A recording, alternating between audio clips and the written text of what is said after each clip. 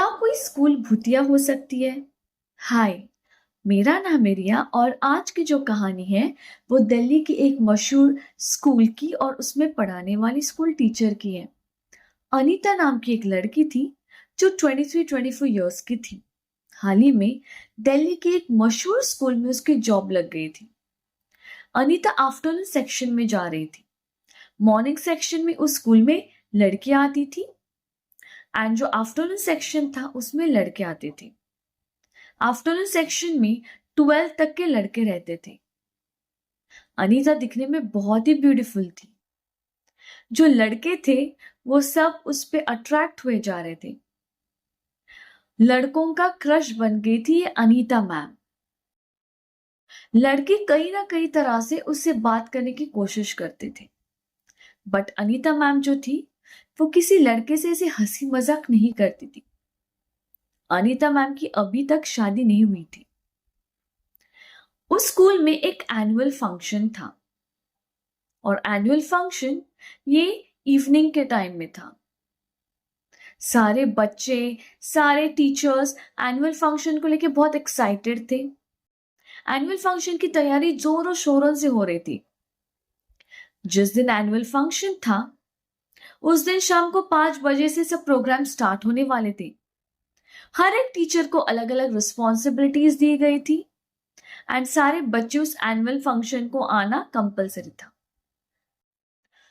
उस दौरान 12th standard के 4 लड़के जो थे ये अनीता मिस पे बहुत ही ज्यादा अट्रैक्ट हो गए थे और उनकी नजर अनीता मिस से हटी नहीं जा रही थी। उस दिन अनीता मिस ने साड़ी पहनी थी और वो साड़ी में बहुत ही ज्यादा सुंदर दिख रही थी। सडनली अनीता मैम को वॉशरूम जाना हुआ।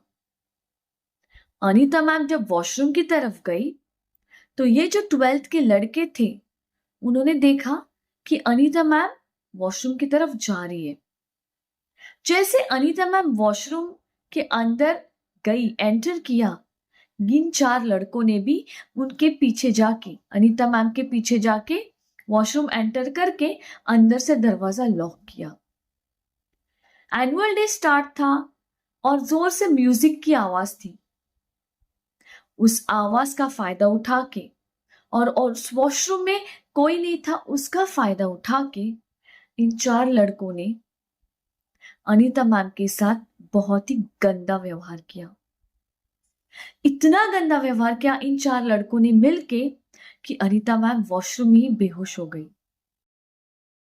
जब अनीता मैम बेहोश हो गई ये 4 लड़के डर के मारे उस वॉशरूम से बाहर आ गए और अपनी अपनी कुर्सी पे जाके वापस बैठ गए। एनुअल डे करीब 8 बजे खत्म हुआ। सब टीचर्स, स्टूडेंट्स जो भी उस एनुअल डे को देखने आए थे सब अपने अपने घर चले गए। टीचर्स को लगा कि अनीता मैम जो है वो भी अपने घर चली गई होगी। 8:30-9 बजे रात के एंड अचानक से अनीता मैम को होश आ गया। जब अनीता मैम को होश आ गया उसने देखा कि बाहर से ये जो दरवाजा है वो लॉक किया गया है और अनीता मैम जोर जोर से खुद को बचाने के लिए आवाज दे रही थी, बट उस टाइम वहां पे कोई नहीं था। अनीता मैम ने खुद को बचाने की बहुत कोशिश की। उसके बाद अनीता मैम ने देखा कि वहां पे जो एग्जॉस्ट फैन रहता है, जो वॉशरूम्स और बाथरूम्स में रहते हैं, तो वहां पे एग्जॉस्ट फैन थोड़ा बड़ा था। अनीता मैम को लगा कि यहां से अगर मैं किसी को आवाज दूंगी तो शायद मुझे कोई मदद मिलेगी, बट यहां अनीता मैम, उसके नसीब खराब थे।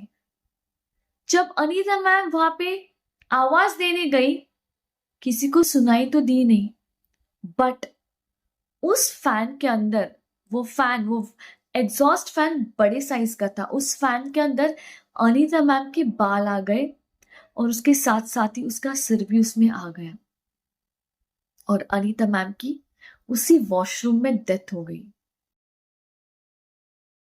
दूसरे दिन जब बच्चे और टीचर स्कूल में आए और एक टीचर जब वॉशरूम यूज करने गई, सुबह का टाइम था, उसने देखा कि यहां तो अनीता मैम की लाश पड़ी है।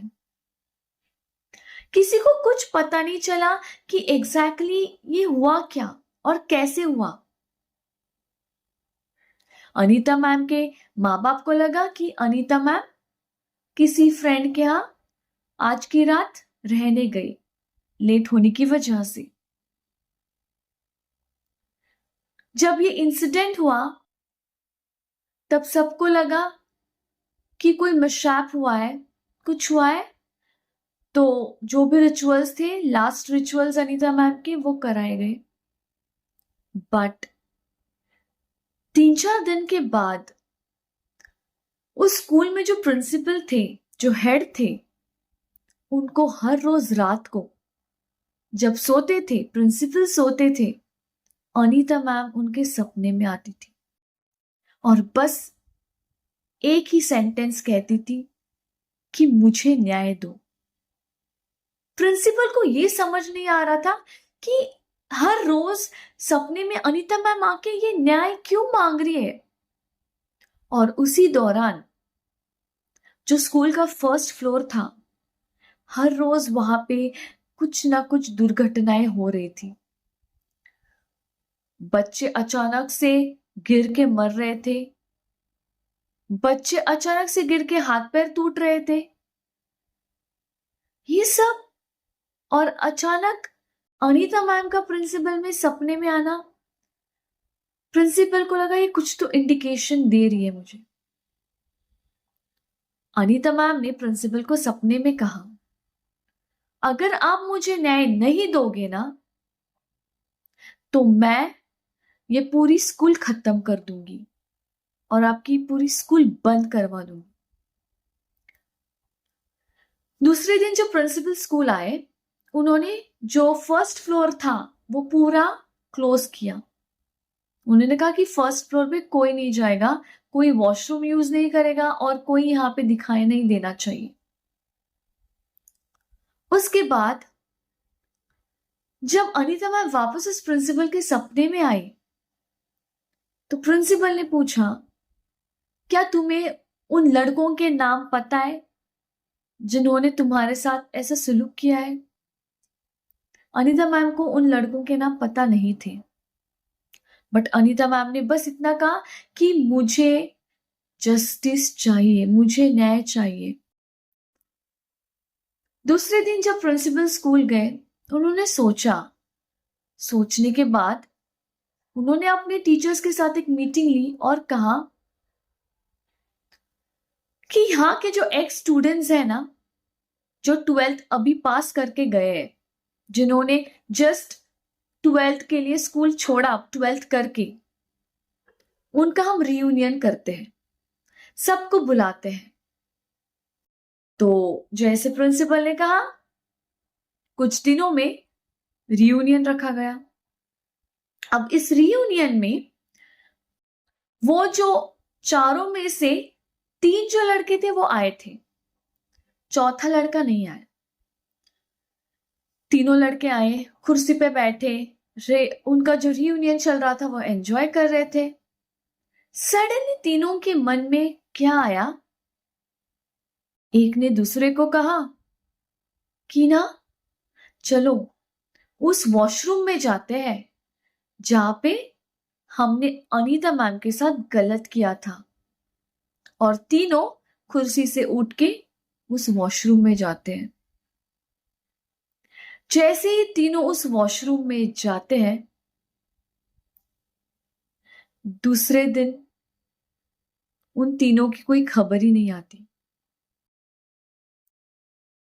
ना ही उनकी बॉडी मिलती है, ना ही कुछ पता चलता है कि आखिरकार ये तीनों कहां गए।